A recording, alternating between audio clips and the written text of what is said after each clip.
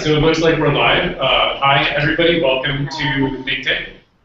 This week we are going to talk about Python, and we're here with some great people, many of whom were involved in the recent PyGotham meetup. I'll introduce you to our panelists in a moment. First of all, I'm Gray at Purely Cool. Hi, Gray. I saw. I do education operations stuff over here. Work mostly with mentors. We also have Laura. Hi everyone, I am. Okay, I feel right at home in the Python community here. I am on the community team and responsible for all these ferns. And we've got Saul. Hi, Saul. I need to introduce myself. Yeah, sure. So I'm the engineering lead at Thinkful, and I also taught at PyGotham on speeding up Python. Yeah, so we were super inspired by PyGotham this weekend, which is organized by James, who's one of our panelists. And we just wanted to share all the love. Yeah, so I'll ask our other panelists to take a moment to introduce themselves. Daniel, you're on my left today. Why don't you take a moment to introduce yourself and say hi? Sure. Hi, everyone. I'm Daniel. I'm a Python engineer at a health tech startup called Paragon Measure. And I also spoke at PyGotham last weekend on the subject of setting up your development environment in IPython. Awesome. And then Elliot, say hi and tell us a little bit about yourself. Sure. My name is Elliot Hauser. I'm CEO of a startup called Trinket.io. We make interactive examples that teachers use to teach Python without installing the software to kind of push off that installation process until after the basics. I taught Python this past academic year at UNC Chapel Hill in North Carolina. Very passionate about teaching. I've since stopped teaching at UNC Chapel Hill, but continue to do workshops for K-12 teachers as often as I'm able. Awesome. And we also have Eric here today. Eric, say hi. Hi, guys. I'm Eric Schless. I'm a professor at NYU, where I teach data science in Python, like introduction to data science to graduate students at NYU Cusp, and I do various things for NYU Courant. I also do random consulting gigs, and this past weekend I talked about my research in human trafficking and how I'm using Python to build tools to hopefully alleviate this problem. Awesome. And our final panelist, James. Say hi, James. Hi everyone, I'm James. I'm the managing partner of a Python consultancy called the Python Quants. We do a lot of work for hedge funds, building analytical solutions for them and operational solutions for them in Python. I also run NYC Python, which is the world's largest Python meetup group, and I think also the world's most active. I was conference chair for the conference that we held this past weekend, PyGotham, and I also gave a talk on building a set of fundamental conceptualizations and epistemologies for software programmers. Which is mind-blowing, by the way. Oh, thank you so much. Awesome. So our first question I'll start with. So today's talk, I think we're going to touch on topics that are interesting to folks who are considering learning Python, also interesting for folks who have been programming Python for a while. I'm going to start with kind of the basic one. And Elliot, I'm going to field this one to you. What inspired you to start programming in Python, and why did you choose this? You know, that's a great question. I learned Python because I was doing science at the time, and it's very well supported in terms of scientific libraries. And you know, as a programming language, it makes sense to me because it's intuitive, it's readable, and kind of coming at it from the other end as a teacher later on in my career as I became a Python teacher, I've kind of come across a significant amount of the research in computer science shows that syntax light languages like Python are they're faster to learn for most students. So I wasn't an anomaly in that way. But the great thing, I kind of got the double whammy in that, you know, Python is easy and intuitive to read as far as programming languages go, but it's incredibly powerful. So when I first really got into Python, I was doing network analysis using a module called NetworkX, developed by the Los Alamos National Laboratories. And you know, like a lot of scientists, I think I got introduced to Python because I had a scientific need that the software there was a module that really helped me solve. But then as I've kind of backed up and focused on teaching adult beginners, it's really a great language for teaching the basics of flow of control. It's just so clear to see what the program is doing when you're reading it in Python. Yeah, awesome. I think that the topics of pedagogy and availability of third-party libraries is huge with Python. Did you have the same reasons to initially get involved in Python, or were yours a little bit different? My background is very different. I did my undergraduate degree in electrical engineering, where the predominant computer programming languages we used were C and C++. One of my focuses was microcontrollers, and that was all C. And then when I graduated, I found that the job market for undifferentiated software programmers was much larger than the job market for people who are specialized on essentially microcontroller work. And so my first job was in finance, and it was basically a C++ programming job. It turns out that for this particular bank, almost their entire reporting system was written in Python. And there was a large need for them to generate things like leverage reports and daily reports, forecastings like risk reports. And so that's how I kind of got into Python. And then from there, I did a lot of additional work. My last job as an honest man was at one of the big 4 banks, where they have a 12 million line of code Python project in production with, last count, I think 3,000 or 4,000 programmers. And so that showed me some of the applicability of Python to very large-scale problems in finance. Yeah, so you mentioned Python for finance. It's a big job market here in New York City in particular. We tend to focus, I think, on web development, at least so far we have, but it's important to remember that Python has a huge applicability outside that in science and also in finance. Let's talk about learning with Python. So Daniel, you are relatively new to the world of programming. What resources do you use to learn Python in particular, and what approach did you take? So my Python learning experience was one of a lot of self-study and kind of struggle with what was available online. I started learning Python for a job. I'd never used Python before. I was new to the ecosystem, and I was the only engineer at my company, so it was very much start building. I had programmed in Ruby, so I understood a bit about how a language works and how the ecosystem works, but Python itself was all new. And so it was very much start building, run into a wall, figure it out, buy a book, read the book, try some stuff. I was fortunate that my boss gave me a lot of room to kind of try things, but it was very much like me and the internet and some books. And the fact that I was able to do as much as I did is a testament to Python's learnability, I think. Yeah, and I think everybody else here has like a substantial background in Python. But so I'm gonna put you on the spot. You weren't always a Python guy. How did you get into it? How did you start learning? Did you see the light?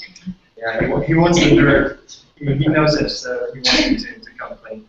So before writing Python, I was doing Ruby. Sorry, but I since repented SQLite. I was building mostly web software with Ruby, and at some point I switched jobs, and my new job was same thing James had to go through. The new job basically required Python, so I learned Python. All of a sudden I thought, hey, this isn't that bad. This is actually pretty cool. I started playing a lot with scientific Python libraries. Did a lot of work with pandas at that job, and long story short, I was converted. Okay. By the way, Saul, one of my first ventures outside of the C ecosystem was to Ruby, because there was a lot of hype about it. There was a lot of documentation. There was a lot of energy around that. But what I realized was I started to want to make modifications to my computer. And I started to realize that a lot of the software that ran my computer was written in Python. apt is an example. A lot of stuff in GNOME is written in Python. And I thought, well, if I want to find a language that can be immediately useful to my needs, it's going to be Python. Because a lot of the tools that I use, even my BitTorrent client was written in Python at the time. Python was the way to go. Yeah. So James, Eric, I saw you nodding along there. Was that your experience as well? No, actually, it wasn't. I've only been programming for about 2.5 years now. So I actually am relatively new. I don't have a lot of experience. But Tell us about how you went from being in economics to transitioning into learning Python. yeah, so I took a data science class my senior year, or my last year in graduate school for economics, and I was basically useless for the entire class. And so I was like, well, I should probably learn how to program, and NYU was sort of like, yes, you have a background in other things, let's give you these skills. And so basically going through the NYU program, they do all their graduate work in Python pretty much.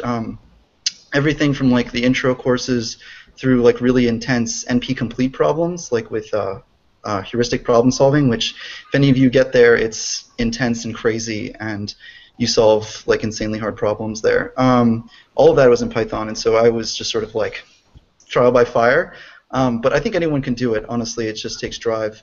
But yeah, so I use Python, right, for sort of socially minded projects because my background is in economics and you're doing sort of social science work, so statistics and that sort of thing. And that's how I came to where I am today. And yeah, I mean, I've progressed very quickly, but yeah. The problem is that you're trying to work on that. It's such an interesting story. I'd love to hear about it. Yeah, so, I mean, how much PyGotham was how he used Python to fight human trafficking.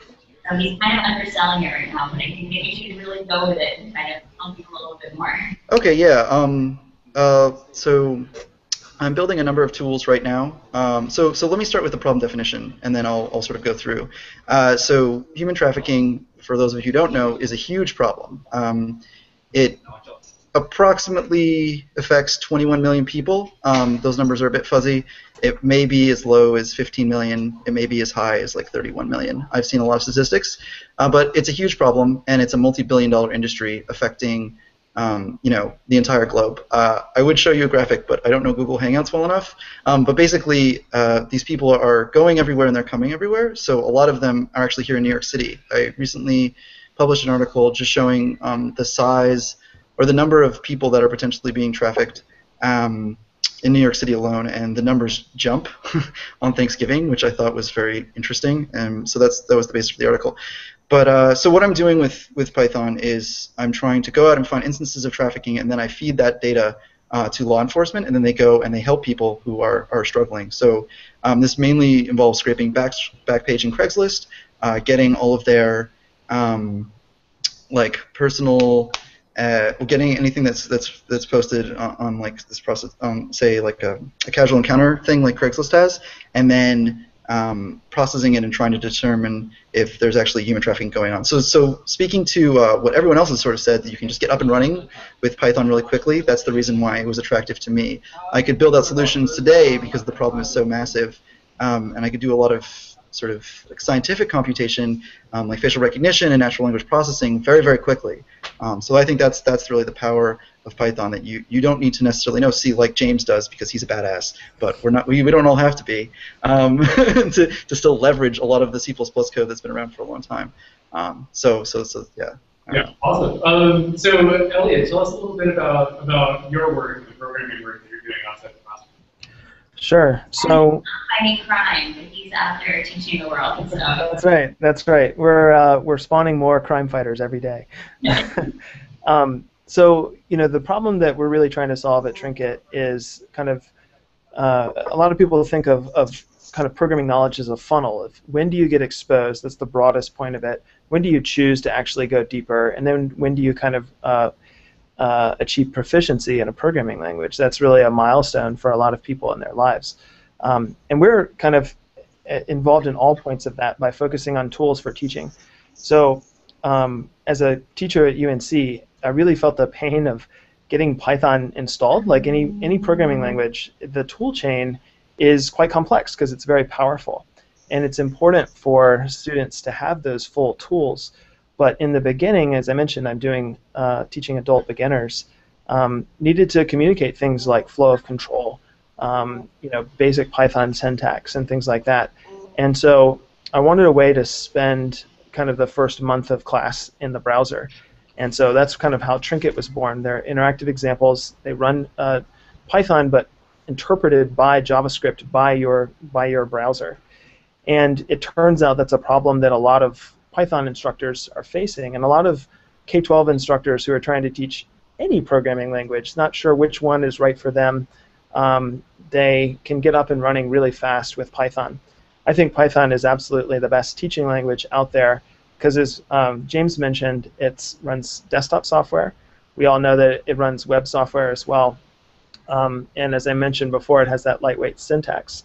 And there's really no other language that has those combination of things. So that's really kind of my interest in Python. And as I mentioned with my teaching now, I focus on teaching teachers as much as I can, because every teacher that I reach is going to teach 20 to 30 to 100 students a year, and expose them to computer science and kind of allow them to develop the skills that we've heard about from this panel, which is really, I think, what we want. People doing what it is that they're passionate about using and doing it better using code. Yeah, awesome. So Daniel, what are you doing that you're passionate about with Python?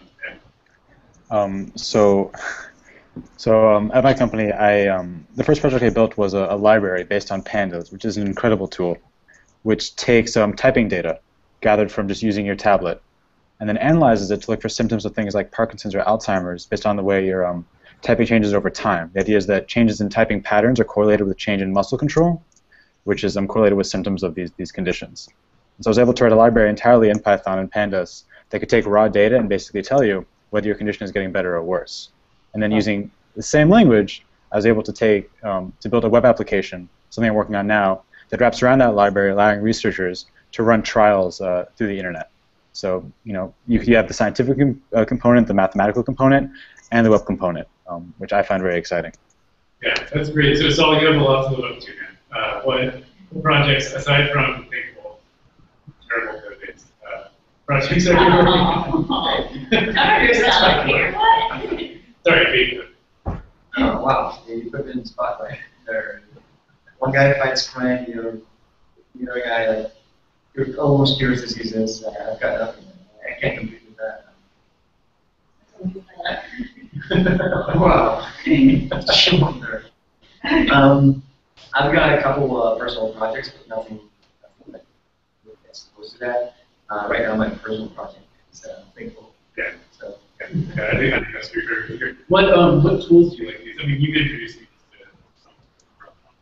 So one of the ones I really like to create is Python notebook.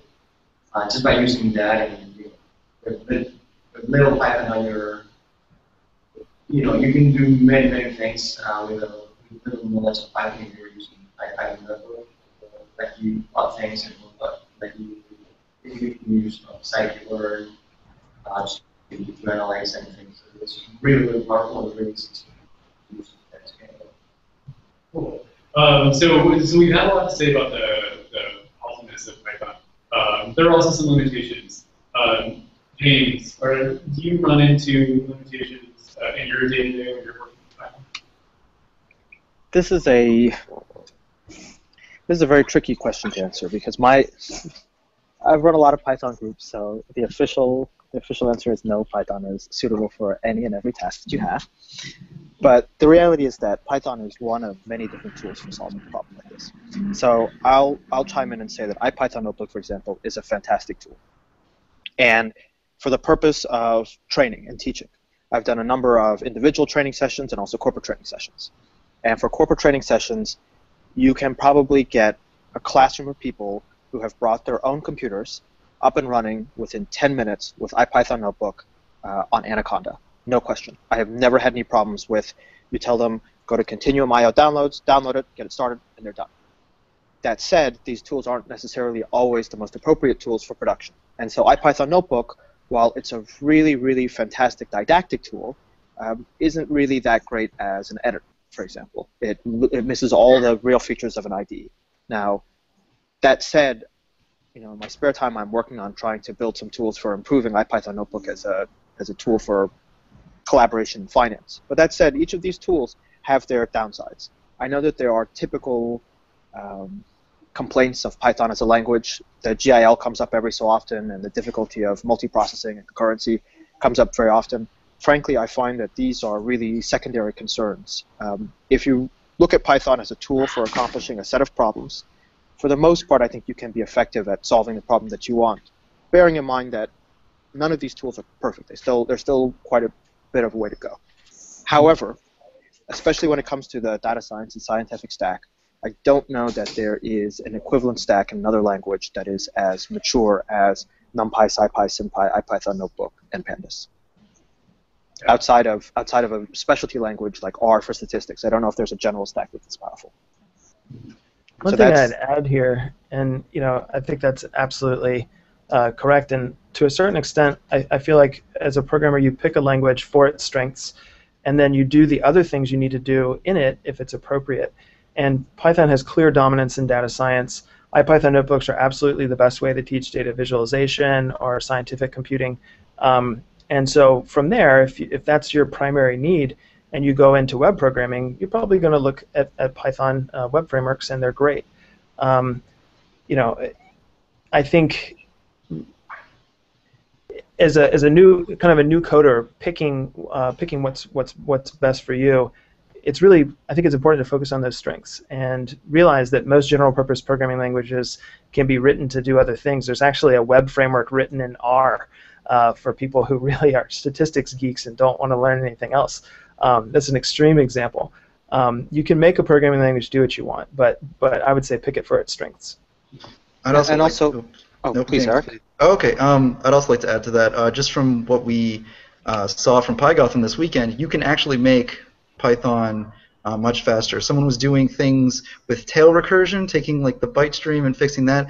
So I think the point I'd like to make is that Python's not done, and that's the exciting part, not the problem with it, right? So you can go in and contribute to this language, and then have millions of people use it who never met you, and I think that's pretty cool. So that was the only point I wanted to make. So on the topic of Python not being done, and on people learning it, so for people coming into Python, they might be a little confused looking at different versions of the language that are out there.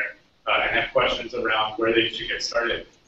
Elliot, can you talk a little bit about that and which version you use in your teaching? Yeah, I used 2.7, which I know is it's kind of sacrilege. The open source project that we use at Trinket and that I used in my classes for that interactive Python is called Sculpt. It actually supports kind of a hybrid of 2.7 and Python 3 syntax. For the most part, I would say new programmers should learn Python 3 in terms of versions. That's clearly the future. With the special kind of caveat that some major libraries still haven't been updated. And for the programmer who's learning Python because they're going to primarily make use of a library that's still in 2.7, then 2.7 is the version. I think you've seen this kind of version growing pains in some other languages as well. Perl being a notable one that actually kind of has faded very, very rapidly in popularity, but from the user base not upgrading. I don't think Python is going to run into that long term, but there's a little bit of a schism right now in terms of compatibility between Python 2 and 3 programs. So it's something that I think all users should kind of educate themselves about. There's really no kind of blanket right answer right now, I don't think. Daniel, you talked all about this at PyGotham, setting up your dev environment. Sometimes you were thinking about your setup. So as far as versions, I use 2.7 just because I wanted to be a little conservative and avoid any issues. As far as interpreters go, I use IPython, and the keynote speaker made a joke at me because apparently using IPython in the command line makes you a hipster, whatever that means. But other than that, I would say take the time to set up your testing workflow as well as possible, because that'll make everything much easier. And once that's in place, I think you'll find developing much more of a pleasure. This topic of Python 2 versus Python 3 came up last night, and I gave the same answer I always give for this, which is for most people, the distance from nothing to Python is far larger than the distance from Python 2 to Python 3.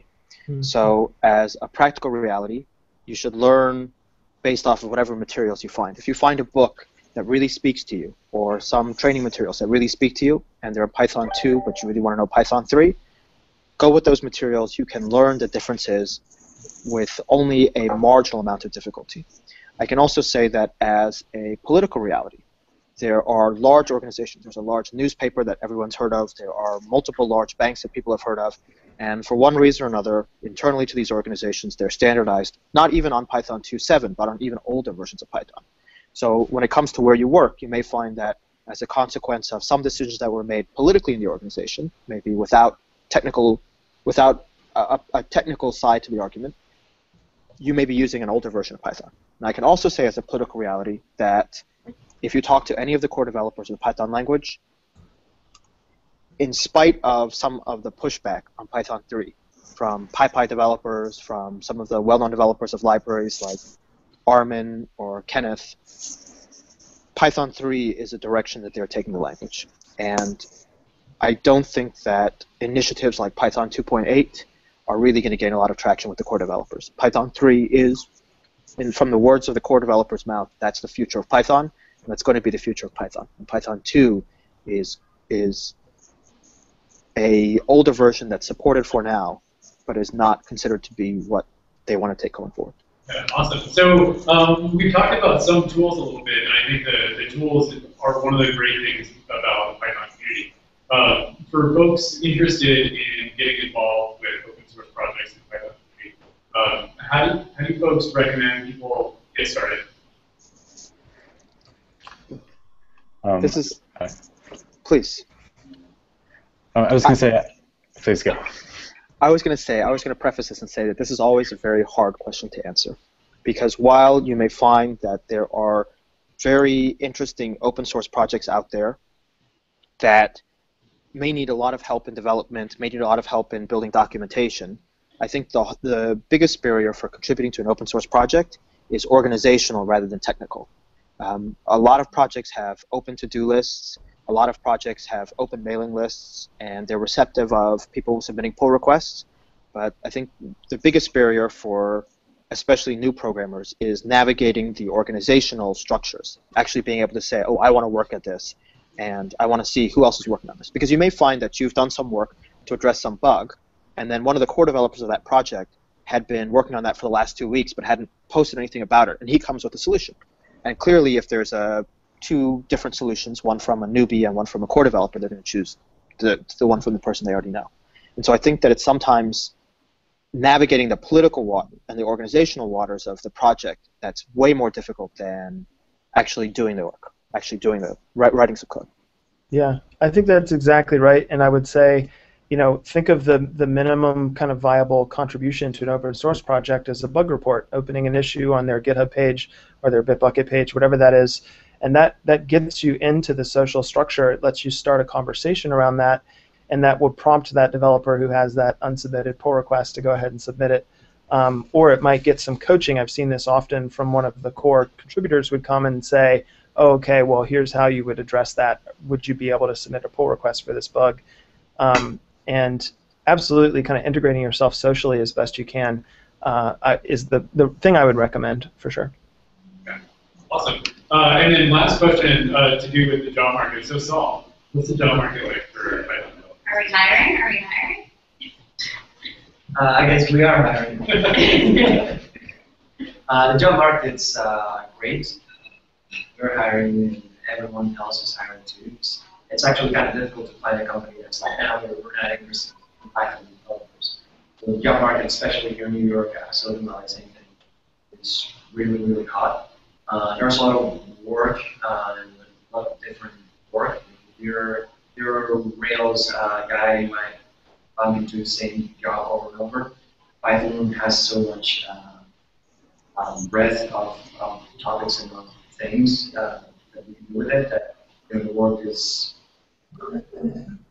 different every time. So a lot of work, a lot of different types of lines of work.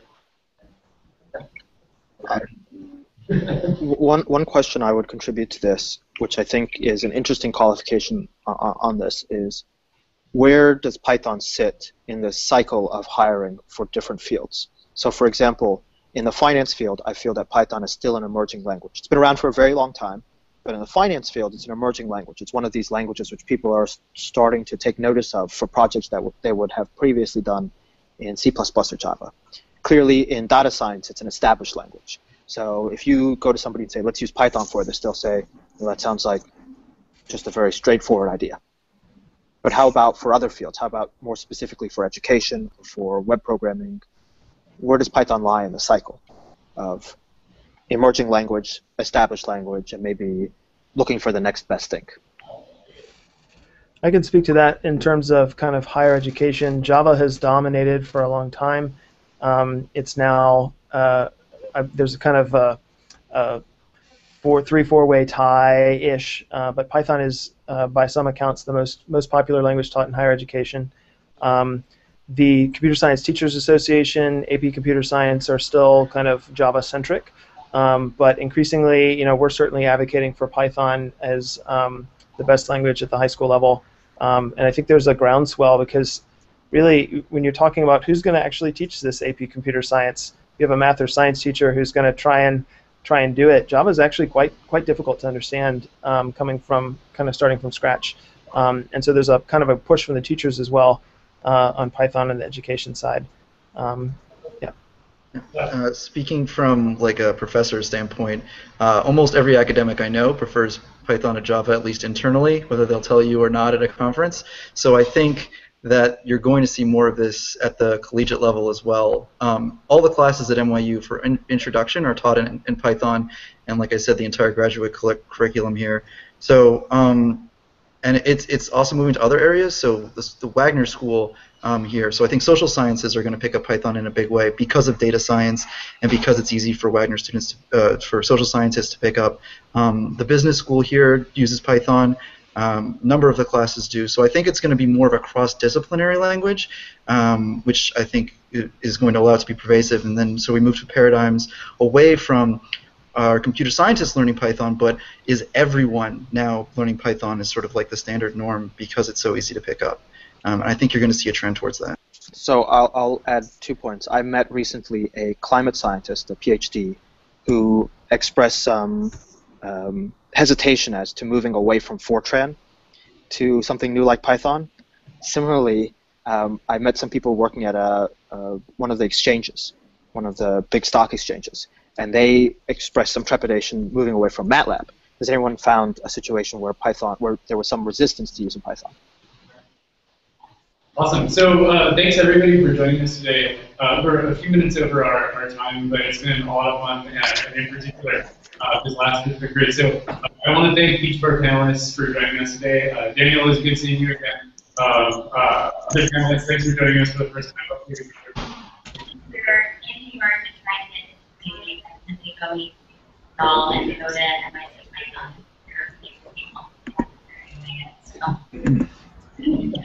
Awesome. All right. Yeah, thanks everybody. See you next week. Bye. Thank you.